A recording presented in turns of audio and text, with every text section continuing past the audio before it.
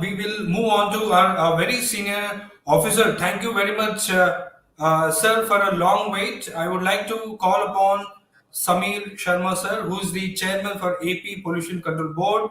Sir, thanks for bearing with us for such a long wait. Sharma, sir, he has served as Joint Secretary for the Urban Development Department, Government of India, and before the chairman, AP Pollution Control Board, Sharma, sir, has served as the Chief Secretary for the Government of Andhra Pradesh. We are privileged to have you, sir.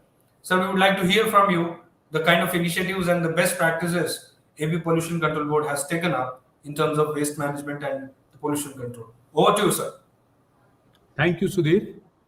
Thank you very much. And, I'll start with several studies which have been done by Lancelot or even the UN is showing that we are way behind meeting our SDG targets by 2030.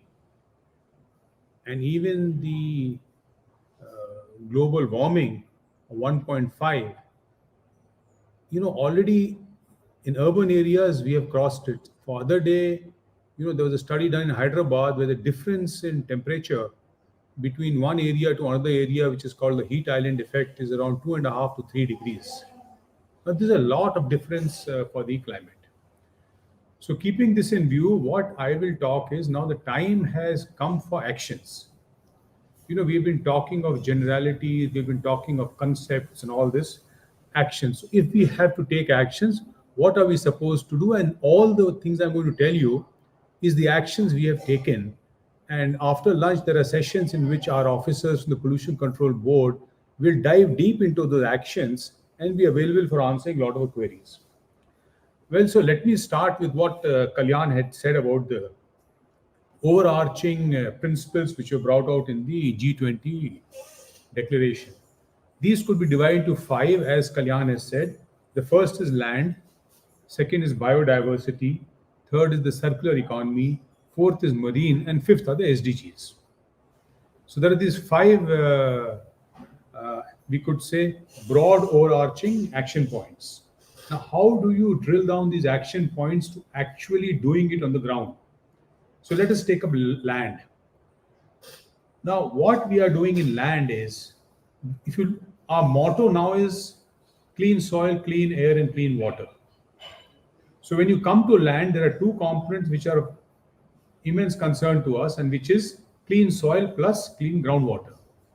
How do we do this? We follow a principle called the real-time monitoring. Now, the real-time monitoring principle is like this. We try to replicate the human eye, ear, hands, and nose through IT. So in the human body, when you see something, a message goes to your brain, the brain integrates with your motor function, and your hand or body or legs react. So what we are trying to do is we are using extensive sensors, we are using all sorts of digital equipment at the front end, which are eyes, ears, and this message goes immediately, and in real time, we are telling those industries and other polluters, please take care and stop it. So you see what has happened. Instead of penalizing them, we have moved it to real-time prevention, because that is the aim. The aim is not to penalize them. That is something for the incalcitrant people, those 10%, but 90% comply. So that is the first thing we've done.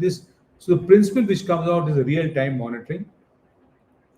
Now, the other components of real-time monitoring are you ensure timely alerts that are sent to violators, give them a chance to rectify, act only if they don't rectify, and also levy environmental compensation. The pollution control boards have the power to levy environmental compensation. Why should NGT do it? We are authorized, we should do it. If we cannot handle it, then it should go to the NGT. Okay, that is land. The second is biodiversity. Now, as you know, biodiversity is coming down because, again, our action points are clean water, clean oil, and the third is this mixture of high rising temperature and rising pollution. This mix of rising temperature and rising pollution is perhaps one of the worst things for biodiversity for animals, including humans. Now, what do we do in this? In this, again, what we follow is the real-time monitoring. The first principle, which I had earlier said for the land, is the real-time monitoring. And real-time monitoring, how do we do now? We're also going to do real-time monitoring of temperature. So, we are going to disseminate information on real-time temperatures in cities which are the heat islands.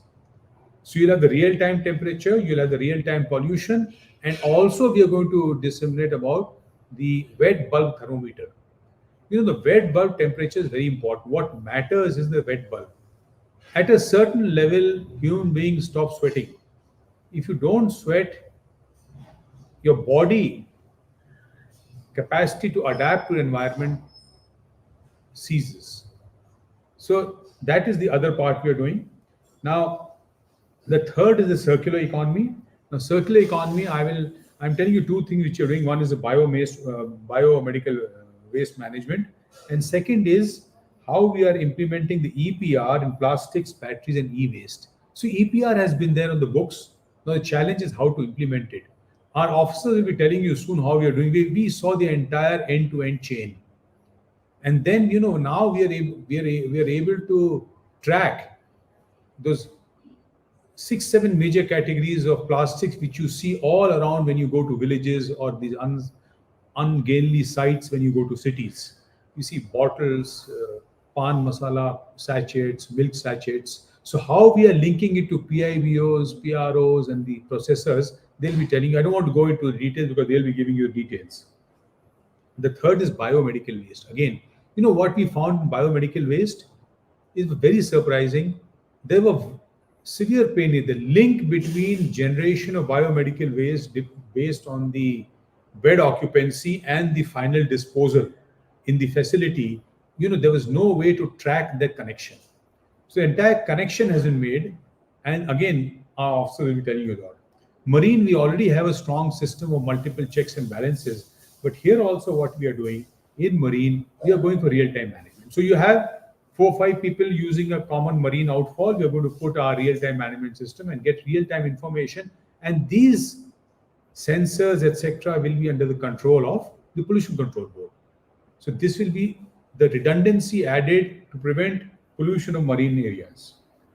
Now, the other part is that the ESG, which she had spoken about. Now, ESG also, we have, it's a very esoteric concept. So how to convert which people think is a fad to something which is very practical.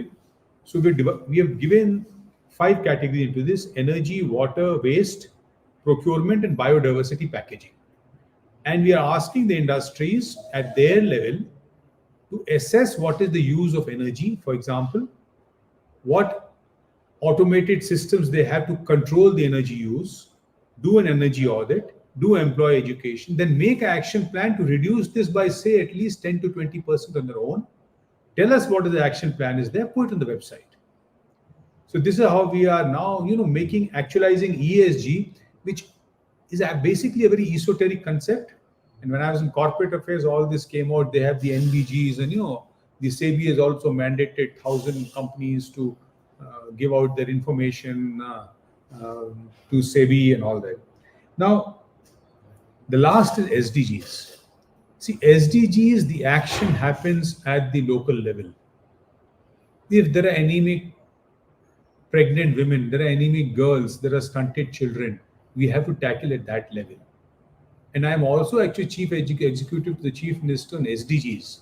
But since that is not the focus area of this conference, I'll not be talking on that. But I bring the localization principle. So 5 things which Kalyan had said: land, biodiversity, circular economy, marine, and SDGs.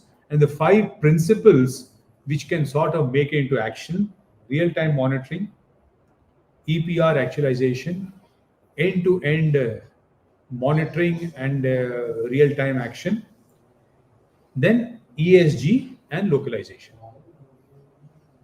So 5 things, 5 ways to make it happen. That's all from my side. Thank you. Thank you very much, sir. Glad to know there is a real-time monitoring that is happening, and at the same time, the ultimate idea is not to penalize, but to bring that behavioral change, and so that they too on living up to the norms controlling the pollution. Wonderful, sir.